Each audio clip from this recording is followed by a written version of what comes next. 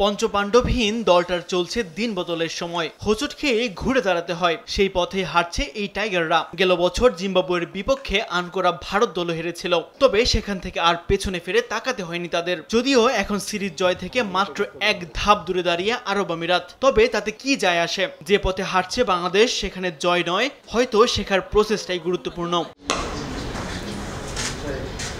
শারজাতে এখন পর্যন্ত 2 ম্যাচেই রান উঠেছে 190-এর উপরে। পিচ ব্যাটিং সহায়ক, তবে মাঝখানে স্পিনারদের জন্য কিছু সহায়তা থাকবে। তাছাড়া বুধবার আবহাওয়া গরম ও শুষ্ক থাকবে বলে জানিয়েছে আবহাওয়া অফিস। তাই সিরিজ নির্ধারণী ম্যাচ শেষে শিশিরকে হয়তো দুষতে পারবেন না কোনো দলের অধিনায়ক।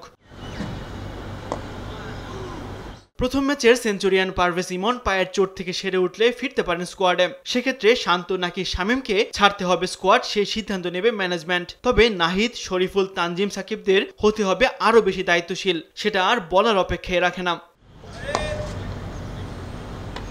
বাংলাদেশ চাইবে কাল তাদের সামর্থ্যের প্রমাণ দিতে, কারণ আরেকটি হার মানে শুধু সিরিজ হার নয়, বরং আত্মবিশ্বাসেও বড় ধাক্কা। অন্যদিকে আরব আমিরাত ইতিহাস গড়েছে বাংলাদেশের বিপক্ষে প্রথম জয় দিয়ে, এবার হাতছানি সিরিজ জয়ের। সেই হুঙ্কারটাও দ্বিতীয় ম্যাচ জয়ের পর দিয়ে রেখেছেন প্রতিপক্ষ দলের অধিনায়ক। তাসবিহ শরণ, স্পোর্টস ডেস্ক, দেশ টিভি।